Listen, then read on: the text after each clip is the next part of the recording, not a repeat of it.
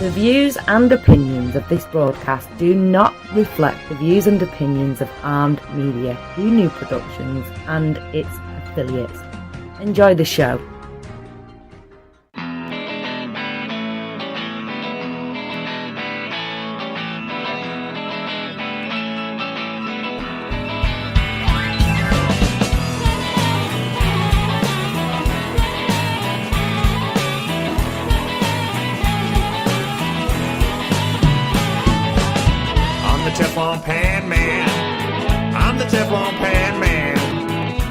Yes, hello and welcome everybody. Welcome my friends. Welcome to episode number 4 of All You Can Eat, my podcast about eating.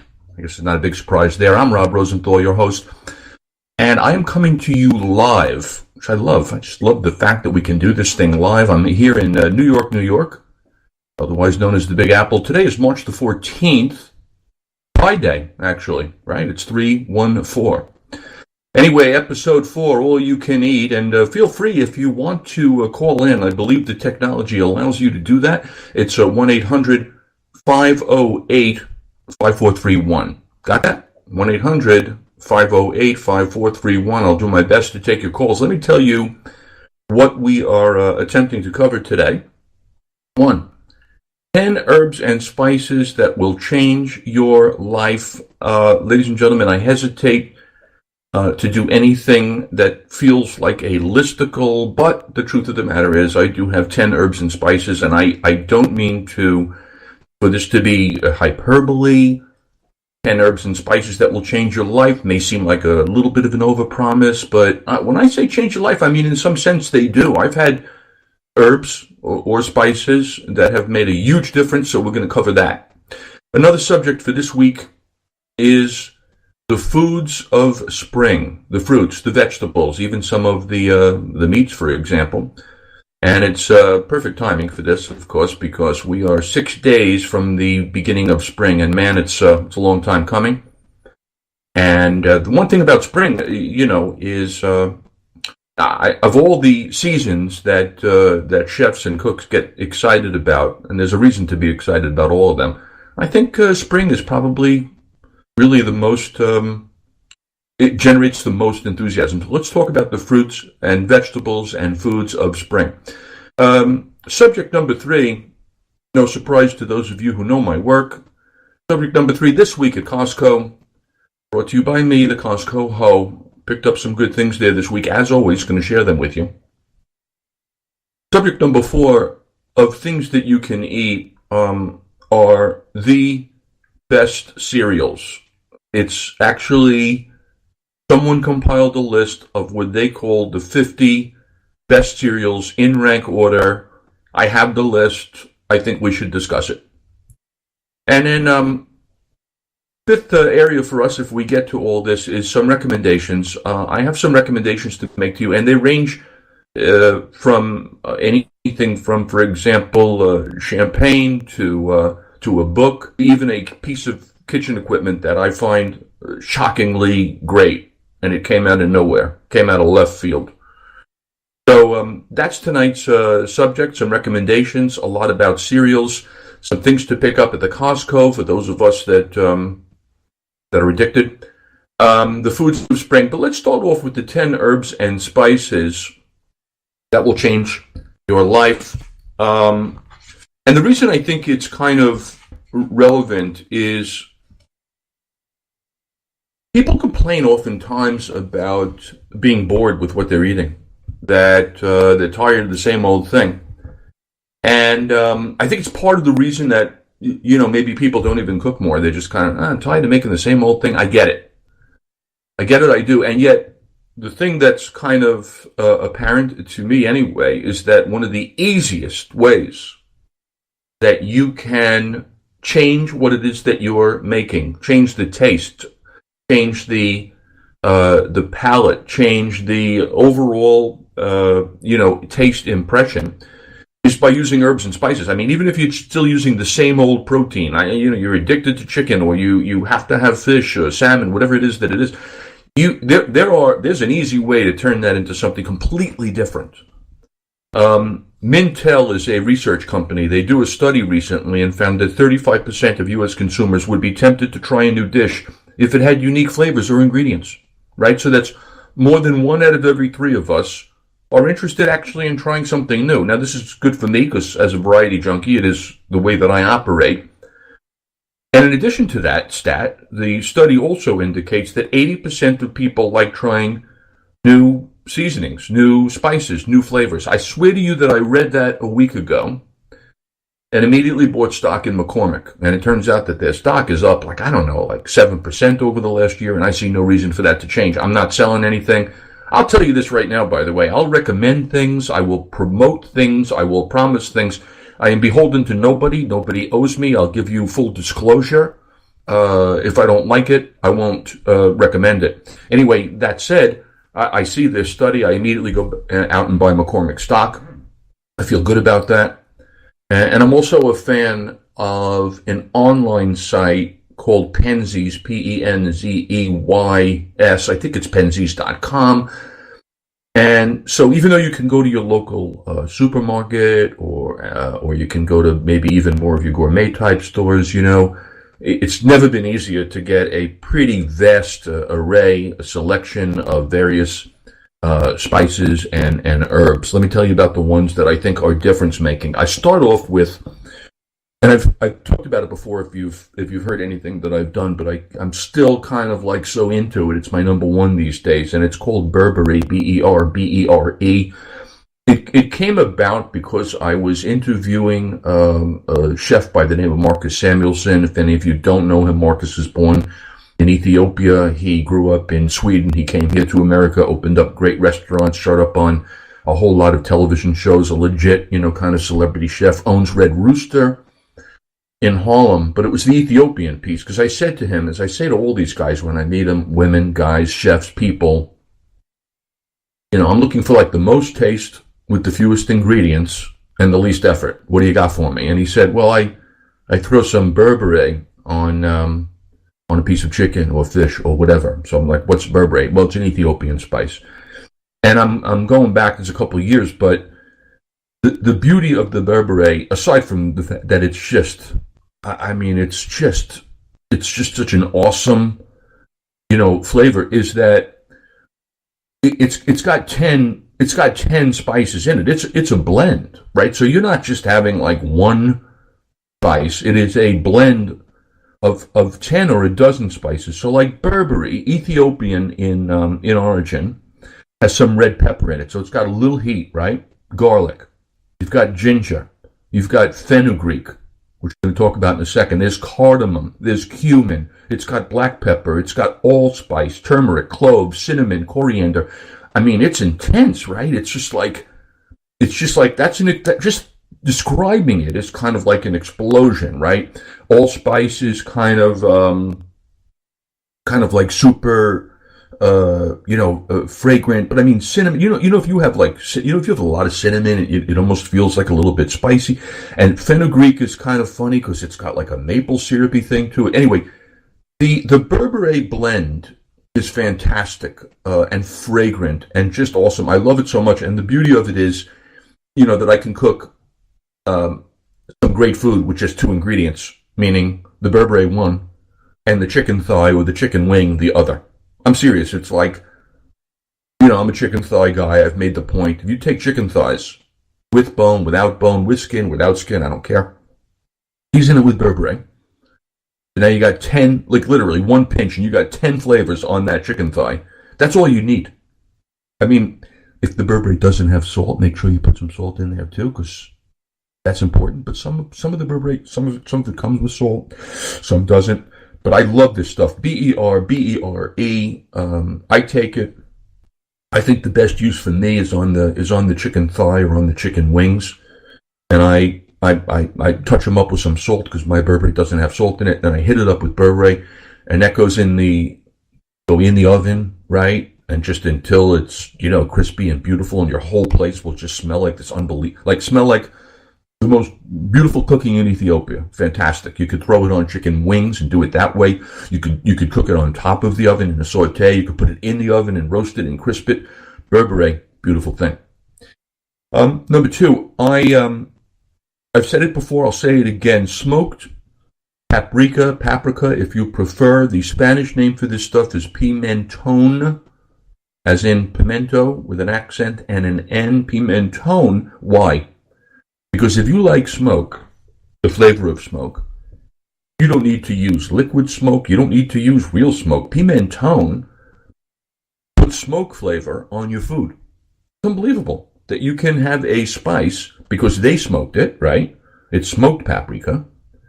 And you put it on your food and all of a sudden you got a smoky flavor. Now you could use it anywhere that you want a little hit of smoke. I'll tell you what I do with it. I mean, it's kind of like dumb easy. But I'll open up a can of chickpeas, drain them, hit them up with just like a shot of maybe some type of oil. And it doesn't matter. It can be olive oil, it can be avocado oil, it can be grapeseed. And then sprinkle them with some salt, very important, because I've drained them now, so they don't have that salty goo from the can. And then hit them up with smoked paprika, and then throw it in the toaster oven for like 5, 6, 7 minutes, till they get kind of like toasty on the outside. They stay kind of soft and like soft, like mushy on the inside. So texturally, it's interesting, but also the flavor of smoke, fantastic on chickpeas. And how do I serve them? Serve them with a cocktail, put them in a salad. I literally had a salad tonight in which one of the ingredients was smoked paprika chickpeas in the salad. Fantastic. Here's another one for you. I've mentioned it before, but I'll give it to you again. It's the ancho chili powder. Comes from the ancho chili. Now, you'll have to excuse the high tech of this all, but if I answer this, watch what happens. Grasshopper. Yes, grasshopper here. Julie Gross. Well, there you go. Let's see what happens. Is calling for extension 5 to accept. Press 1. There you go. To send the voicemail, press 2. To hear the phone number, Sorry, but press 3. oh my God. Really? After all of that? Hello? Testing, 1, 2. Oh God, that's really annoying. Accept. Press 1. How many times am I going to press 1? Hello? Well, so much for that experiment. That's not working, is it? All right, I'll hit that again. Sorry about that. Where were we? Oh, we were talking about the ancho chili powder. The ancho chili powder is great because why? Because you like the southwestern flavor. You like the flavor of chili, and the ancho is lovely because it's kind of like fruity. I would say it's not intensely spicy at all. Instead, though, it has that kind of like raisiny quality to it. How do I use ancho chili powder? I put it on shrimp. I put the shrimp in olive oil and garlic in a pan, hit it away, and they're good straight up. They're good with a squeeze of lime. They're good inside a tortilla with some cheese. You're making some ancho shrimp quesadillas. So ancho chili powder is another one. You could put it on anything. I happen to like it on shrimp. It's good. Here's one for you, number 4. It's a spice called Badovan. It may not be as easy to find as some of the other ones, to be honest. But I don't know. There's an Indian place that I go to. So, why? Because it's kind of from that part of the world. Badovan, if you can find it, Vaudovin. Very hard for me to describe the taste profile there, but let me tell you what goes in it, because it's another one of those blends. It has onion in it. It has garlic. It has cumin seeds. It has mustard seeds. It has fenugreek. Maybe some nutmeg, olives, some red pepper. And by the way, the fenugreek is interesting, right? Because we don't see that around a lot, but it's a cool one. It's like a maple syrupy kind of profile. Vadovan, Vaudovin, onion, garlic, cumin, mustard, fenugreek, nutmeg, cloves, red pepper. It's like I want to say like French Vietnamese. So I would rub that stuff, and it's a blend. I put that on chicken and roast chicken with it. No problem with that. 1, 2, 3, 4, 5. Here's number 6 for you. It's called Ras El Hanout, RASLHENOUT. Sometimes I've seen it spelled as Raz, RAZ. North African, Arabic, spice blend. Generally comes with cardamom, cumin, clove, cinnamon, nutmeg, mace, allspice, dried ginger, chili peppers, coriander seed, peppercorn, sweet and hot paprika, fenugreek, and some turmeric. So again, the beauty of this is you're not just adding one thing. In a sense, you're adding 10. That's why I love the blends. Whether it's going to be the Berbere or the Vadouvan, or in this case, the Ras El Hanout, all of a sudden you take something simple, like a piece of chicken or a piece of fish or whatever it is that you're making, vegetables is fine, and you hit it up with some Ras El Hanout, and your house smells like you're cooking North African food, and it's good. All these flavors that I'm talking to you about are delicious flavors, right? I'll tell you what I do with that. Every time I smell this Ras El Hanout, I'm tempted to do the same thing with it, and I do. I bake sweet potatoes, right? Now, sweet potatoes are one of your top 10 kind of power foods, one of the great healthy foods in the world, just loaded with beta-carotene, all kinds of good stuff, super great food. And as good as a sweet potato is on its own, a little bit of salt is not going to hurt you. A little bit of butter or olive oil won't hurt you. But I'll tell you what I do. I hit it up with a little sprinkle of the Ras El Hanout, and you mash that. That's just beautiful eating. So here I've taken the most basic food, a sweet potato, right? Baked it. Anybody can do that. And out comes this soft sweetness, to which I add nothing more than like a little pinch of salt. And like I said, maybe it's a little bit of butter and a hit of Ras El Hanout with its 10 or 12, herbs and spices that are in there.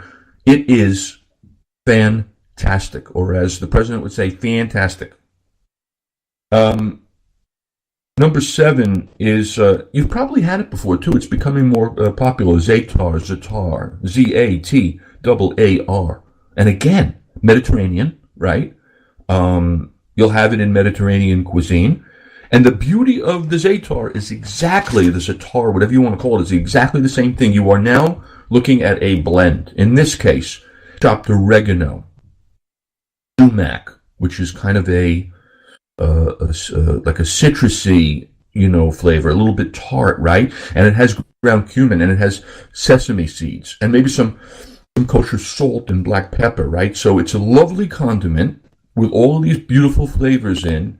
And again, you could sprinkle that on anything. That would be great on French fries. Again, on my chickpeas. Sprinkle it on a salad.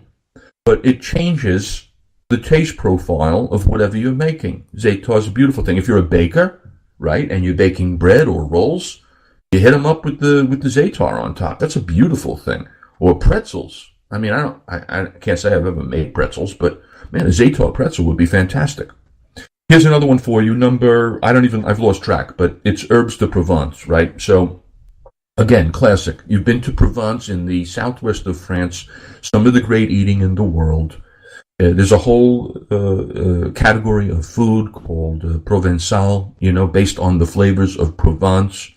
And those flavors include, maybe there's tomatoes and maybe there's olives and maybe there's basil. But when you buy dry herbes de Provence pretty much in any supermarket in the world, right?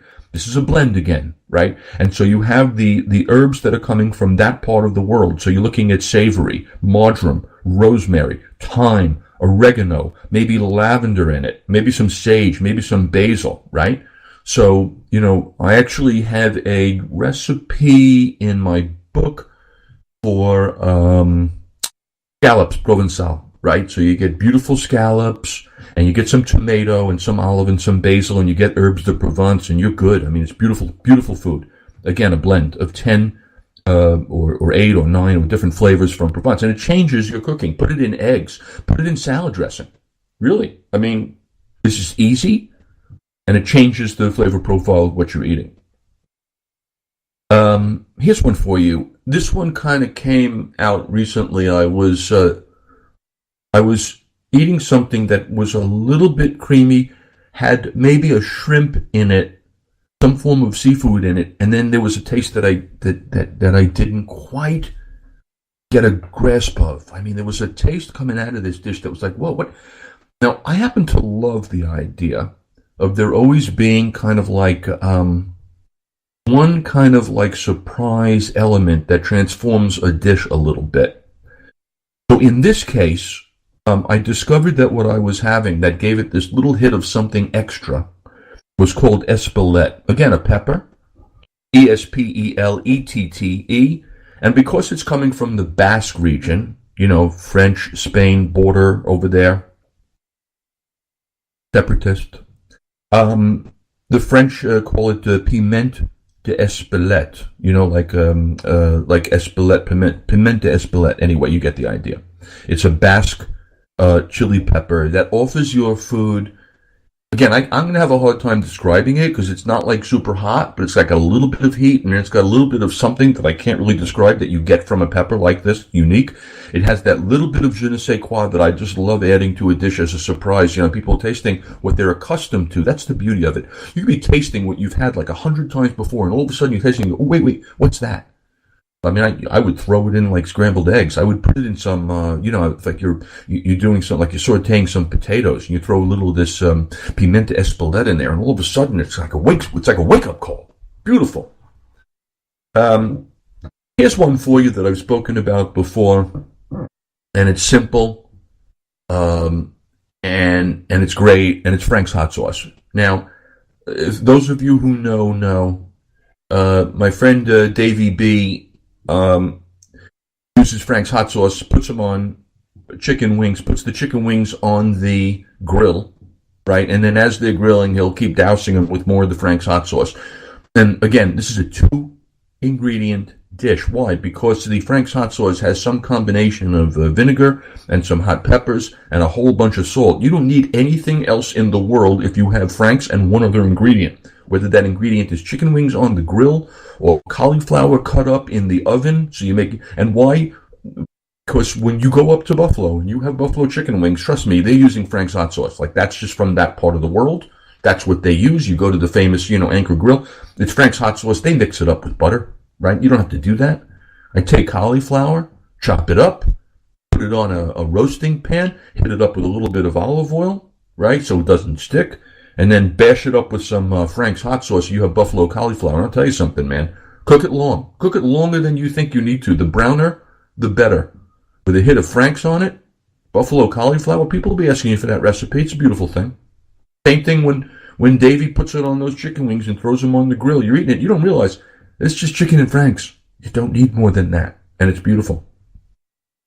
And finally, in honor of the spring, I'm going to give you a fresh herb that is a love for me, like I just love it, but I get why some people might not. And here I'm talking about fresh tarragon. Why some people might not is because your tarragon has a little bit of the flavor of the anise, right? It's got a little bit of that kind of licoricey thing. Now, yes, it does. To be honest with you, it does. It has a little bit of that licoricey thing, but it's if you like that, and I guess I do. I mean, if you like a nice anisette after an Italian dinner, or if you like, for example, fennel, right? They all come from kind of the same neighborhood. Tarragon is a classic herb of the spring, and it's kind of subtle, but it's also pronounced. Can it be subtle and pronounced? And the answer is yes, it can be. How would you use tarragon? It goes well with all the foods that we kind of associate with spring. It's going to go well with salmon. It's going to go well with veal. It goes well with eggs. It goes well with baby vegetables like artichokes, right? It's good with asparagus. It's good with tarragon. In fact, I'm going to be honest with you. I actually made it. I used it tonight. I got fresh tarragon, and I stuffed the leaves under the skin of the chicken. Right? And I used nothing else, but I squeezed it with lemon, threw some salt on the thing, put in some garlic in the cavity there. The whole house smells beautiful. Fresh tarragon is a thing of beauty. Now, if you're a licorice hater, I suppose you can avoid this, but I'm not sure I would. It's great. It's great. Fresh tarragon is perfect for the spring. You can even take some tarragon leaves, including, by the way, the stems, throw them in a bottle of regular old vinegar, and then you have tarragon vinegar. That's a good thing to do also. But you use it and I don't use the dry tarragon, honestly. I will only use the fresh. And like I said tonight, I just took a whole, I guess you buy it now, in these packages. I mean, but anyway, fresh tarragon, you take a whole ton of that stuff and you just put it under the skin of the chicken and then, hit up your chicken with some salt and throw a little garlic and lemon onto the thing and roast that up. And that's beautiful eating.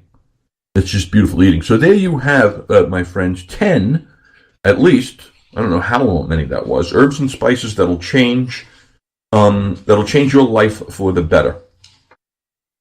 Where are you going to get them? You can get them in your supermarket. You're going to get them in your gourmet store. You don't have to really go to Williams-Sonoma to get them, but you can. And you can go online to Penzeys.com, Penzeys.com, and pick them up there. And the beauty of Penzeys is they'll deliver it to your house, and you can order any size. You don't want to commit to a whole lot of Spanish, paprika. You get a small thing. You want a huge tub of beurre, which I do, and so I get a big bag of it. Let's talk now, because I'm into the whole food thing. The obvious. I think I killed the whole phone thing, so I'm on my own here. I mean, I'm with you. Don't get me wrong. Feel free to call if you want to, but I can't. I don't know. The technology thing is a little bit upsetting. I'm not upset. I'm going to talk to you about the foods of spring because we are 6 days from spring. And like I was saying, chefs get excited about every change of season, right? Because for the same reason we get tired of cooking the same old food, we wait for the change of season. And the better the chef and the better the restaurant, the more they kind of rely on seasonal ingredients. So you go into a restaurant, they go, oh, seasonal American. Well, of course. I mean, duh. Food should be seasonal. It's better when it's in season. You ever have a tomato, in July or August? Literally, you could eat it out of the ground. It's a beautiful thing. Maybe a pinch of salt. Then you ever have a tomato out of season? It is devoid of taste. It is tasteless. So we want food that's in season. It's riper. It's fresher. It's fuller. It's intenser. Beautiful. And, local. Again, people make it a big deal over local. Local is just in the same way that seasonal is better. Local is going to be better, isn't it? It's going to be better because it doesn't have to travel. It's not going to be using any type of crazy packaging to keep it alive for long. It's from the neighborhood. What are the foods of spring? You have artichokes. I think artichokes are one of those things that if you if you don't cook all the time, artichoke may seem intimidating. Hang on a second. I'll get a sip and I'll tell you why it's not. The hardest part of cooking the artichoke is actually just kind of the trimming it, which you want to do with a scissor, I guess, like a kitchen shears, which I talked about last week. And then you essentially boil it, you know what I mean, to soften it. And then the choke has to come out. I get why people think it's complicated. It's not really. I don't mean to make it sound more complicated than it is, but it's a beautiful food. 65 calories for this thing. It's loaded with fiber, the vitamin C. Artichokes are coming into season, right? Asparagus is coming into season. You don't even have to snip the bottom. Artichokes will break where they're supposed to break when you snap them down towards the bottom. They break naturally. Sure, you could steam them, but you're better off if you roast them. I roast them. They require nothing more than some olive oil and some salt and some pepper. They're good as they are when you let them get a little brown and toasty and caramelized. And, you want to gild a lily? Nobody's going to stop you from shredding some Parmesan Reggiano on top of them and letting that melt in there a little bit. Avocados, carrots, chives, fava beans, fennel, that's what we were just talking about before. These are all classic kind of spring foods. The fennel bowl, by the way, also available pretty much anywhere you go supermarket shopping these days. And again, it's that same anise-flavored thing. It looks like kind of a bulb with stalks coming out of it that appear to be celery. You cut it into strips. You put it in a roasting pan. It's good eating. It's good eating. It's good, and it's good with it's good with chicken. It's good with lamb. We'll get to lamb in a minute. Leeks is another one. Recipe in my book, Short Order Dad. Leeks, you can have them fried and frizzled, and but generally, I love a leek, and I have it braised, right? And it's easy to braise. Again, the hard part with the leek, which I think a lot of people also feel like maybe that's intimidating. It's from that same family as kind of like your onions and your scallions, green onion. But the beauty of the leek is that when you kind of braise it down in liquid, that liquid can be water. 20 minutes, soft boil, braised, like a low simmer, lid on, let the liquid disappear, and it gets kind of like so soft and creamy. It's fantastic flavor. The hardest part is the cleaning. But when we have more time, and if anybody's interested, I'll tell you how to clean a leek. Mangoes in season, morels in season, peas in season, pears in season. And again, pears, the green, the red, the Basque, the Anjou, plenty of fiber, only 70 calories, great, kind of fresh, great sliced in a salad, fine if they're baked, throw them on the grill. Like, that's a surprise, right? Isn't it, for a lot of people? You take a nice slice of pear, you hit it up with a little sugar, throw it on the grill for a couple minutes on both sides, you're having grilled pears. Wow, that's yummy eating. Maybe with a scoop of vanilla on top of it. Pineapples in season, potatoes in season, radishes in season. Again, underappreciated little vegetable. I love the radish, and I kind of keep it simple. Kind of like if you can get, well, look, I'll tell you, here's what I mean by simple. You cut that radish in half, and you give it a little bit of butter and a little bit of salt. That's all. It's like, it's good. And I'll tell you what, it's good with the gin martini. Maybe that's just me. Spinach is in season. Giant pain in the butt spinach. I always find that you got to clean it like 11 times before you get all the sand out. But excellent source of fiber, folate, vitamin K, calcium, magnesium. I mean, spinach is one of your power foods. And while we're on the subject of the foods of spring, can we just talk for a minute about lamb? You've heard of spring lamb? Maybe you haven't. But lamb is another one of those things that you could put spring in front of. People have and can buy spring lamb. Now, I know people, lamb is one of those things. Again, there's a whole coterie of people that are like, nope, don't like it, too gamey, whatever. I'm a lamb liker. I will tell you that I like a good lamb chop, and I'm totally fine with a leg of lamb, both of which can be purchased at your local Costco. And I'm going to tell you this before I even jump into the Costco thing. The thing about lamb. Speaking of France, I was on a trip some years ago through the French countryside in a town called Saint-Paul-de-Vence, where there's a famous restaurant called La Colombe d'Or, and one of the specials that they have there is lamb.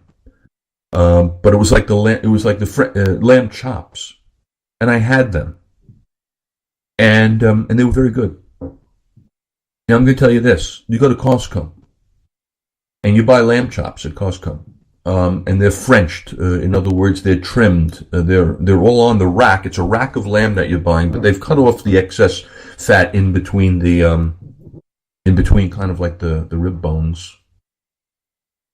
And when I make that lamb, pretty much salt and pepper, even though maybe I'll throw a couple of other dry herbs into my salt and pepper, like a little bit of rosemary, sage, some thyme, whatever. And I grill that lamb chop. It's not only the best in the world, it's better than the one that I had in France. I'm going to do a leg of lamb, right? We have Easter coming up, right? And lamb is big for Easter. I caught a recipe today that I thought sounded interesting to me, and it's ironic that it happens to use fennel seeds again. So for people who don't like lamb and don't like licorice, you're hating me at the moment, but you go for lamb. This recipe looked interesting to me. You get a leg of lamb with the bone in it. Yeah. I mean, look, you can go either way. To be honest with you, it's always going to have more flavor if you have the bone in it. If you don't have the bone in it, on the other side of that, it'll be easier for you to kind of manipulate and slice and all that kind of stuff. Anyway, in any case, a leg of lamb, a tablespoon of dried fennel seeds, 10 cloves of garlic, and a bunch of olive oil, and 5 branches of oregano, and some salt and black pepper. So you're literally going to grind. This assumes that you have a mortar and pestle, which ordinarily is like one piece of equipment too many for me. But that said, black pepper and salt, fresh oregano, olive oil and garlic, and fennel seeds becomes the 5 ingredients, right? I don't want it more than that. I love a 5-ingredient dish that you blend all together into a paste, and that paste gets that's what you marinate that lamb leg in, right? So you take this beautiful piece of meat. You take 5 ingredients that have a lot of flavor, and you rub it with your hands all over that beautiful leg of lamb, and you get yourself a nice hot oven, and you drop it in there. It's 350, 375, and a couple hours later, you got some beautiful eating. Beautiful eating. That's another dish, by the way, that I would serve with fresh fennel, like fennel bulbs, like roast some fennel with that. That's a perfect side dish for that. Some potatoes roasted, some fennel roasted. Invite me over for Easter. That's what I want. Lamb, roasted fennel, potatoes. Be happy with that meal. Fennel. But I understand why people don't like fennel. Seriously, even the name of it, like the fennel, what do you call, like the genus and the species and all that kind of stuff? You know what it is? It's Funiculum vulgare. I mean, think about that. First of all, funiculum, really, it sounds like a part of your body that, like, doesn't see the light. Ooh, that really hurt. What's the problem, Rob? I got a little bit of a rash. Where? On my funiculum. Oh, better stay away from that. I mean, funiculum doesn't sound good, and if that wasn't bad enough, it's Funiculum vulgare, like it's vulgar funiculum. Anyway, that's fennel. That's what they call fennel. I like it. I like licorice. I even like, I get that some people like red licorice. I even like the black licorice, but that's me. I get it that that's special. Here's what I do for lamb, in case you don't want to go through that many ingredients, right? Not that there's a lot of them in that dish. I'll tell you what I do with lamb. I take Dijon mustard. I take soy sauce. I blend them together in equal proportion. I literally, if I have half, I wait until my Dijon mustard bottle is half full, and I fill up the other half with soy sauce, and I shake it right there in that bottle. And the only other ingredient I need to marinate my lamb is black pepper, because lamb likes black pepper, right? So soy sauce and Dijon get combined, and they get spread nicely over a giant chunk of lamb, to which you add a whole bunch of black pepper, and you throw it in the oven. And you throw it in there until it's ready. And you go, well, Rob, how do I know when it's ready?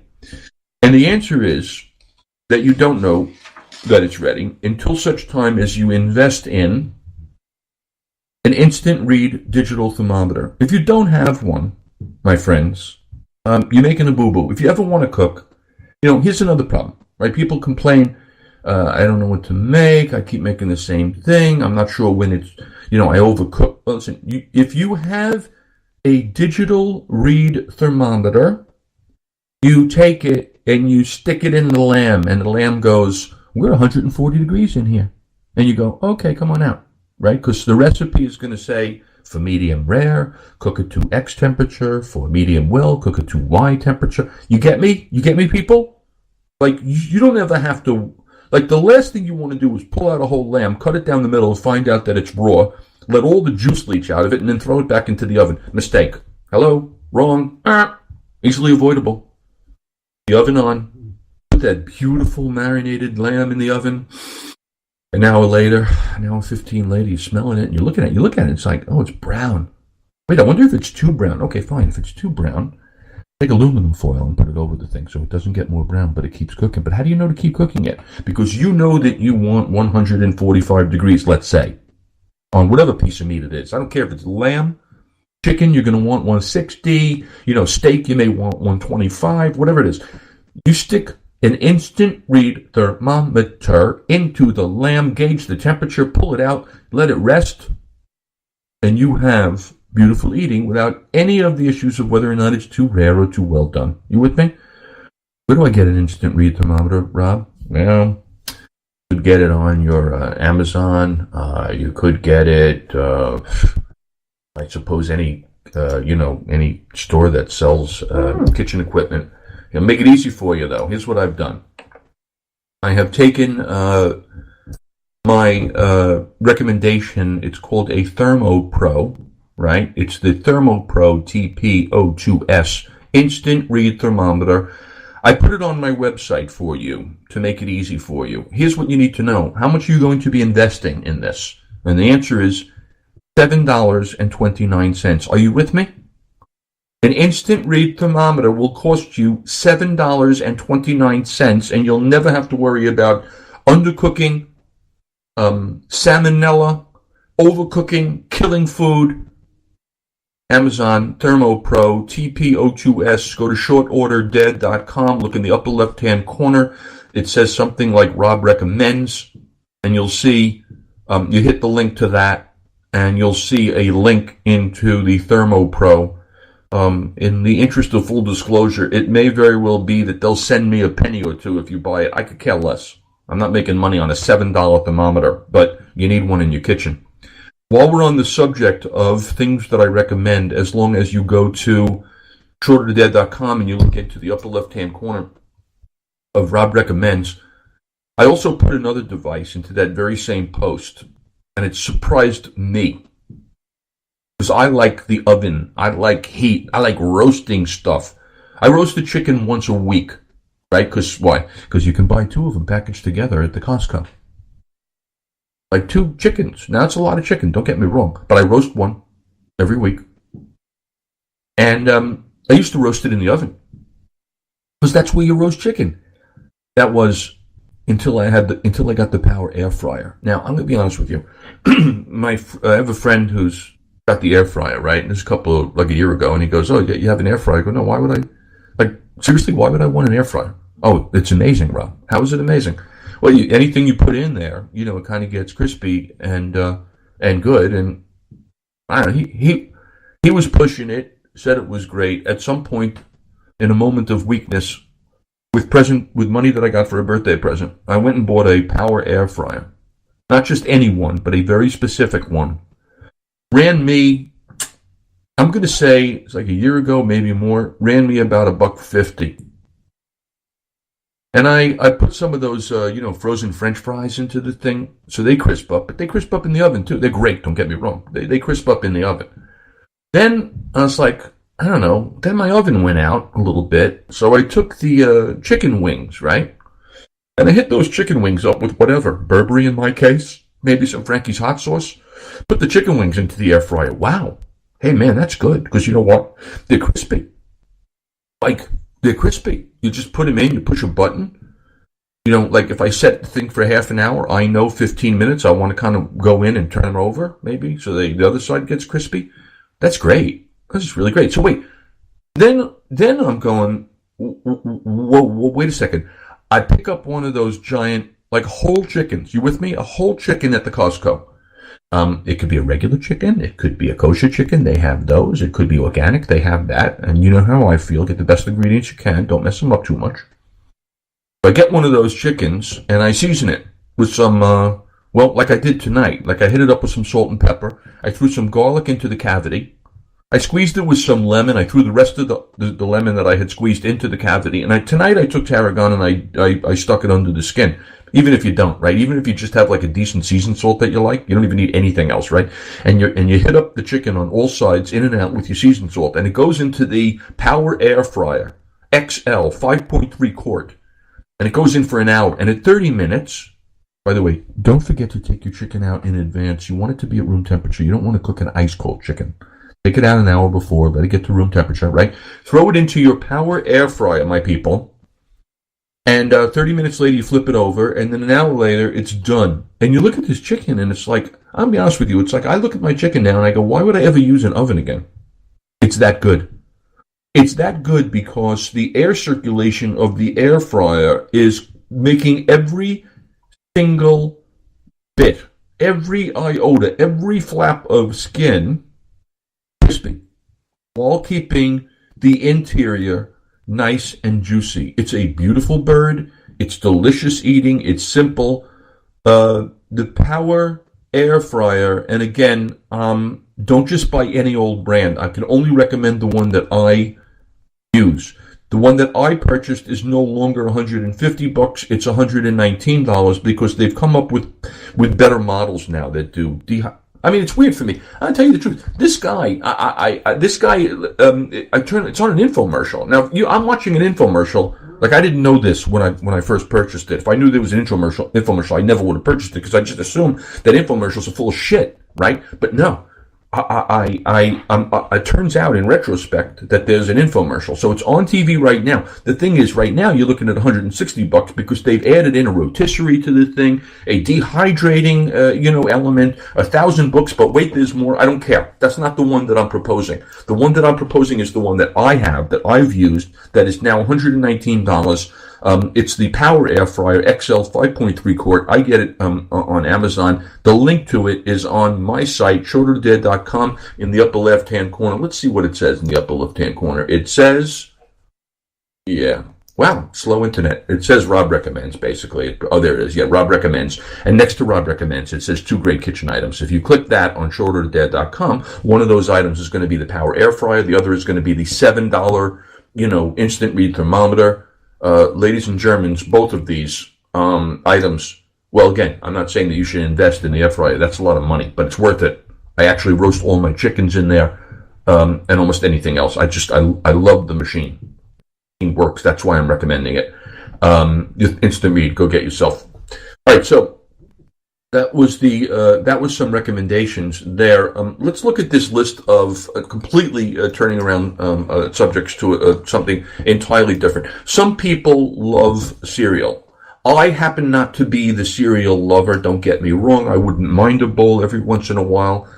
I'm not, but there are some people who, like, it's their favorite food in the world to have a bowl of whatever kind of cereal it is. So I come across the other day on a review site, the 50, let's see what they call this review site. What is this? 50 most popular cereals ranked from worst to best. Okay, let me just say something about rankings. Rankings are full of shit. In general, the only time a ranking matters to me is not when it's based on some random, opinion.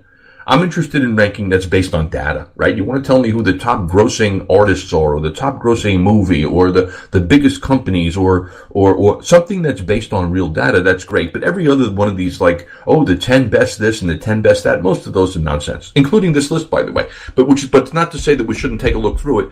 From the worst, which is Fiber One brand cereal, Grape Nuts, and Boo Berry, Honey Smacks, Kashi Gold. They have Kashi Gold up there in the 40s. I don't mind Kashi. Cornflakes, again, whatever. They're probably good. You know what? The thing about cornflakes is that they're probably better in, like in ice cream. Chex, Big Biscuit shredded wheat, Apple Jacks, Frankenberry. I'm going down the list. Number 38, Cocoa Puffs. I always thought those were okay. Cinnamon Chex, S'mores. I don't know how s'mores cereal can be bad. Count Chocula. Frosted Flakes would be somewhere in my top 10. It's number 30 on this random list. Frosted Mini Wheats. I remember those being pretty good. We had those Honey Nut Cheerios, Sure, Trix. So now you're getting into those candy cereals, right? Trix, Fruit Loops, and then Cookie Crisp, and then Oreo O's. Now let's be serious about this, right? I'd be happy to have a bowl of Oreo O's. But that's not cereal, that's dessert, right? Cocoa Pebbles, Cap'n Crunch Berry, Peanut Butter Chocolate Cheerios? Why not? Why not? Lucky Charms, magically delicious. Waffle Crisp, Peanut Butter Toast Crunch? Sure, who's going to argue with that? Rice Krispies, great to make those treats. Honeycomb, never, not for me. Fruity Pebbles, I could see where people would get off on Fruity Pebbles. They're just beautiful color, and they're basically going to just make you obese. Cheerios, Kix, Life, Cinnamon Toast Crunch. Now, when you're getting into Cinnamon Toast Crunch, again, it's like, you can call it cereal, but it's just a bowl of sugar, as you know. French Toast Crunch, I'm into number 4 already. Reese's Peanut Butter Puffs, can't be bad, right? Captain Crunch, everybody loves.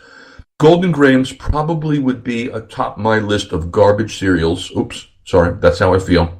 And then apparently, Cap'n Crunch came out with a Cap'n Crunch sprinkled donut crunch, and so there you go. That is your number 1 cereal according to the best cereals on review.com, a list that is entirely meaningless, but, if you like cereal, hopefully that'll put you in the mood for something. I know there are people that are happy sitting down at night for dinner and having a bowl of cereal. That happens not to be me. I want roast chicken, maybe a side of roasted fennel, But there is a list of your top 50 cereals, a meaningless list. And you can tell it's meaningless when you start to look at the comments, which are like, the guy who made this list is smoking crack with his bowl of flakes. That's what most of the comments are like on this list, because most people don't agree with the list. And finally, this evening, let me make some other recommendations to you based on my experience. And they are as follows. I told you about the air fryer, which I love. And again, that air fryer you can link from my website there or not, but it's really good. Your digital instant read digital thermometer, again, $8. I don't have to repeat it, you know. There's a book now that I want to recommend to you. And again, this book here is more like, you know, if you're someone that reads like, mystery and romance, you're not interested in these nonfiction books, but particularly nonfiction books that are very specific to a subject, and that subject is flavor. If you're a cook, if you're a chef, if you're a baker, if you're just interested in expanding either your palate or your knowledge, a book called The Art of Flavor. I don't know, maybe it came out last year, so 6-8 months old, not old, written by a guy named Daniel Patterson, who's a very well recognized, talented chef. And he co-wrote it with Mandy Aftel, who is a professional perfumier, literally mixes perfumes, right? So you're dealing with people who have expertise in that part of your anatomy between your nose and your tongue that really determines kind of the joyfulness, if you will, of the food that you're eating. The Art of Flavor by Daniel Patterson and Mandy Aftel. There's a whole lot of reading that I would call almost, I don't want to say, if I say scholarly, it's going to sound a little bit drier and more boring than it is. To me, it's interesting. But I will also tell you, for those in the market for this type of a book, and again, that's anybody that's into like cooking and flavor. This is a serious book, The Art of Flavor. There's also 75 recipes in there, and those recipes are specific. So every time the authors speak about a different element of flavor, a shade, a texture, a degree, it's fascinating work. The recipes are there to illustrate specifically what flavors do to what you can do to flavors to impact how what you're eating and how it tastes, and all the different ways that you can take foods and magnify them and accent them. I mean, it's kind of fascinating, and it's a real good book, The Art of Flavor. Let me also recommend to you something else. I was at an event, I think I mentioned a week ago, at Le Bernardin. Easily for 20 years, this thing has been one of the great fish and seafood restaurants in the world. But the event is sponsored by Pommery, the Champagne House. They've been making champagne over at Pommery since 1858, so by now they really, really know what they're doing. Anyway, they sampled a champagne, this is like a week ago Monday, called, and it's new for them, it's called Royal Blue Sky from Pommery. And even though they're making champagne since 1858, I gotta be honest with you, this is a little different, because even though the method for making the champagne is traditional, with essentially assembling like Pinot Noir grapes, and in this case Pinot Meunier and some Chardonnay, it's blended with some sugar. Now here's the thing. Two things to know about this. They served it, and this is what kind of struck me. They served this champagne over ice. And this is so weird for me. I was like, I don't understand it. And then I meet with the woman who owns the champagne house. I go, what's with the ice? And she goes, well, in this case, this particular champagne is a slightly elevated. It's dry, but it has a slightly elevated hit of sugar, right? So it's slightly sweeter than kind of the regular Pommery. And so we serve it on ice. And I was intrigued, number one, because it was terrific. And number two is I had never seen it before. And I didn't get it, because doesn't that by definition kind of kill the beautiful carbonation? And I think to some extent it does. I don't want to lie to you. If you're a purist, don't do it. If you're a purist, get yourself a nice bottle of French champagne and call it a day. But if you want to try something different and unusual, but still good, that Royal Blue Sky that Pomeroy just introduced, I thought was interesting. It's interesting on the rocks, or it's interesting, you know, if you're making a cocktail that wants to have champagne in it, this is the one that you want to use. It's $45 a bottle. Now, what was better than that for me was they served a rosé that night from the same house of Pomeroy. The chateau is called Chateau La Gordonne, Gordonne, and they served a rosé called La Chapelle, like Dave Chappelle, but La Chapelle Gordonne. Honestly, I don't know whether it was 2015 or 2016, and the difference is significant in that in the cost. I loved it.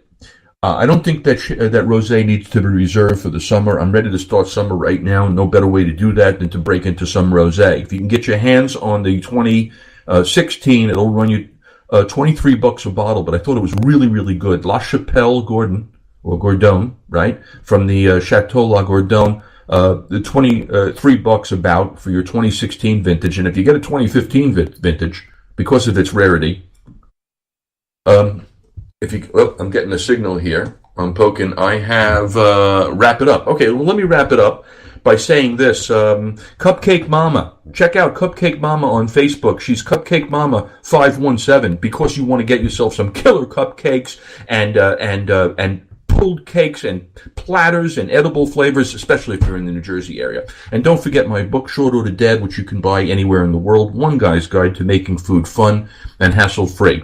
My friends, I would remind you this, life is short, never waste a meal. Thank you for being here with me, and I'll be back, same bad time, same bad channel, Wednesday night at 8 p.m. Here on Armed Radio. Thank you, see you soon, love you, goodbye. I'm the Teflon Pan Man, I'm the Teflon Pan Man, ain't nothing gonna stick on